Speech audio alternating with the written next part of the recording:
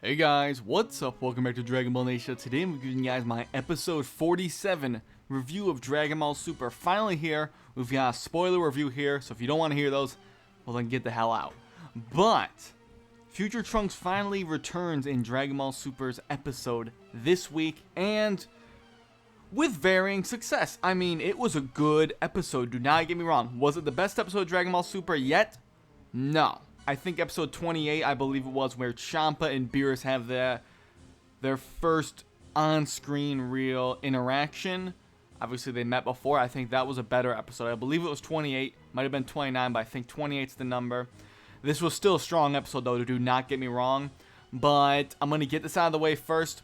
You saw in the previews, there are scenes where Goku and Piccolo are basically picking cabbage. There is a big chunk of this episode that is in the present day, and none of it's really that interesting, to be quite honest with you. And I think that it throws the whole episode's pacing off quite a bit, to be honest with you. Aside from that, though, the stuff in Future Trunks' timeline is very interesting to see. It really was. Seeing Trunks as an older man. And by the way, not to forget, the opening intro is different now. We see a new character, a green Supreme Kai from one of the other universes, presumably. Something to point out. And in one of the present day scenes, we see Vegeta training with Whis, which he goes Super Saiyan Blue with his new, not his new, but his classic Saiyan armor, the blue and white. Super Saiyan Blue with that armor looks a bit weird in my opinion. I know I just got off track of the whole Future Trunks stuff, but I want to get the present day stuff out of the way. They do training with Whis. Vegeta does. He's trying to get stronger than Goku, really, and Goku locks onto his ki and then goes there, and Vegeta punches him in the face. All that stuff happens. We find out that there were originally 18 universes, actually, but the Omni King, I guess, blew up 6 of them out of anger. So pretty much probably this Omni King is really strong, like they said. He can destroy all the universes in an instant if he wanted to. So yeah, he's definitely a threat. Well, not a threat, but a real piece of power for sure. But for the Future Trunks stuff, it took over a year for Bulma to get and Trunks to gather energy for one more trip in time to go back to our present day and get help from Goku and Vegeta. So over the last year or more, this black Goku, or as it's only referred to in the episode as black. It's never referred to as Black Goku. Same thing with the summary. Like I've been saying, this could be a different thing altogether. It does look like Goku, but there could be much more behind this. I think so, at least. Maybe I'm wrong and I'm just shooting stuff out of my ass here. But this has been going on for a while, the terror of black. And they get the energy, and then not too far into the episode, as a lot of people may have, predicted, and I even did a video myself, Bulma is killed off. And I knew that when this happened, it was going to be a really emotional point of the series. And I thought that this was something that the series needed. But quite honestly, I'd rather them just not have done it at this point, because the way they did it was not really handled the best way, in my honest opinion. Maybe I'm just a heartless piece of shit, but there's been some Dragon Ball moments that have got me very emotional, and I thought this could be one of them. She was barely on screen, and she's killed off by Black. There was not any real attachment aside from what we had in the original Trunks special and in the manga chapters. So it really was disappointing to see her thrown away like that. I don't think her death scene was handled badly. They didn't just hide her in an explosion. They did the explosion and then she faded away. Presumably, obviously she is dead, we can assume. And I'm sure that there's going to be a point later on that they're going to use the Super Dragon Balls to revive her. I think that's something that's going to happen.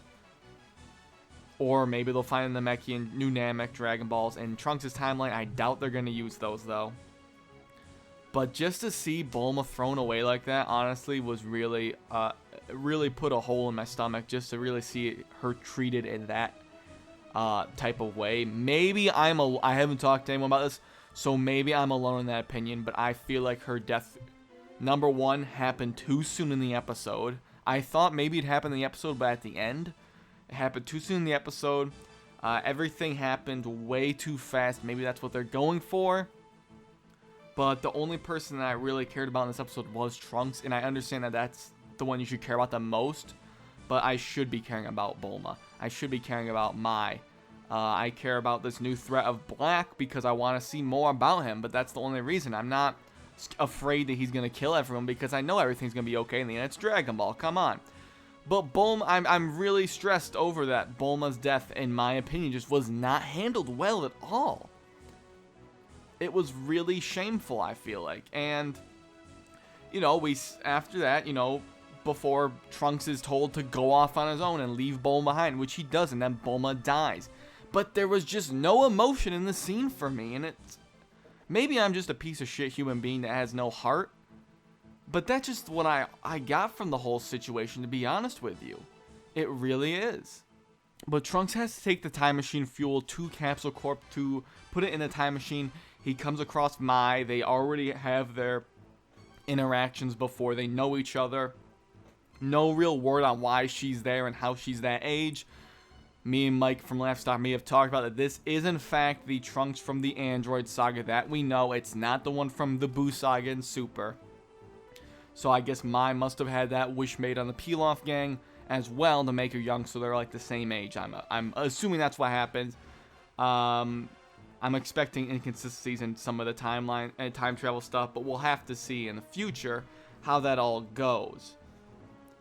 But Mai and them have a sit down. They have Trunks has a drink. Mai is informed that Bulma is no longer there. Trunks cries, but again, there's like no real emotion that I felt. It's mostly because everything was so rushed. And people are going to be here saying that I'm bitching, and that's the only thing you're focusing on. But that's probably the biggest problem with this episode, and it's a big deal because it's so much missed emotion and opportunities, and as a matter of fact, to be honest with you. But they have the sit down. Trunks has his drink. They get some meat, and a cat comes along to look at the meat. And I thought, honestly, for a second, it might have been Scratch, Dr. Brief's cat. I don't think it's even said what cat it is. It's just a random cat, I'm pretty sure. But Trunks gives the cat a lot of the meat, and then there's half left, and then he gives it to Mai, which, I mean, if, I had a girl that looked like that with me and at the end of the world, I mean, hell, I'd give her my food, because who knows what happened in the future. But, I mean, it's not like that amount of food will really help a Saiyan anyways, because you know how much they eat. I mean, come on, guys, really. But they get spotted by Black, and by they I mean Trunks, because Black reads his key as Trunks states. They make their way to Capsule Corp, and they are spotted by Black, and Trunks goes to fight him in his base form, which I thought was a little silly. I mean, he can obviously go Super Saiyan still, but he goes off to fight him, and then Mai has him go. She's taken over with her shotgun, which that's not going to do anything. Trunks needs to go to the Capsule Corp building to get in the time machine. And Mai is also killed off by Black. Now, I understand that they are trying to show how much of a terror Black is. But they could have at least done an episode without these breakups in the present to split up, to show the present timeline. Because they were doing that in a lot of the episode. A good third of the episode was set in present day. They needed a whole episode or more to build up, especially Mai and her connection to Trunks. We know Mai's a character. This is a different type of Mai, though, also. Mai's connection needed to have been established more. Bulma needed to be in the episode more, not just because, future Bulma was a big part of the androids, and Trunks' timeline, but because a lot of new fans, too, aren't even going to give a shit, quite frankly. Mai's killed off, and we do see more of her than Bulma, and that scene of her death was handled better as well, because you see her go, limp in Trunks' arms, but both deaths were not handled well, and I'm focusing a lot on that because that is just a huge issue with me. It really is. You're killing off characters, and whether or not they're going to come back from, the Super Dragon Balls or something, I don't know. It's just a real load of barnacles, to be quite frank with you guys, honestly. And, see Black come down from his smoke and reveals himself to look like Goku, which Trunks doesn't seem surprised by. I'm guessing he probably saw that already, or saw that he looked like Goku before. Black Goku then does say, "Today's the day you die, Saiyan." So to me, it's just this Black character is something completely different. It looks like Goku. He's got one earring, not two. He's got to be like a Makaoshin. I know that sounds crazy, and anything sounds crazy when we're talking about Black Goku. We've never seen a Makaoshin in Dragon Ball, with aside from maybe Deborah, like in the core series from the manga. And it would be kind of strange to think that Toriyama's thinking, or any of the writers thinking, like, let's bring Makaoshins into this, because I don't even know if anyone even goes back to look at that. I don't know what Black is, but it's not the Goku we know. It's just a form that looks like Goku. It's also, you know, voiced by Nozawa, so, you know, Japanese Goku voice actress. So it's interesting, but it's just this episode is good. It's great to see Trunks. I loved the episode. I loved watching it. I had a smile on my face. Don't get me wrong, but those things that I mentioned that were negatives are a big problem in my mind, and they need to be addressed. Animation was fine. There was a couple sharp bits, but it was pretty good overall. I liked the world building that they were doing, but again, they're spending this one and some of the next episode on this. There needed to be more than that, in my opinion. And yes, I'm sure we're going, even though it's a one-way trip, and I'm going to do a predictions video tomorrow, so stay tuned in on the channel if you want to see my predictions tomorrow. It might be a one-way trip to the past, but Bulma in our timeline's also working on the same machine that the future Bulma's working on, so it's not really a one-way trip anymore. That's what I can say of that. But I'll give my predictions tomorrow.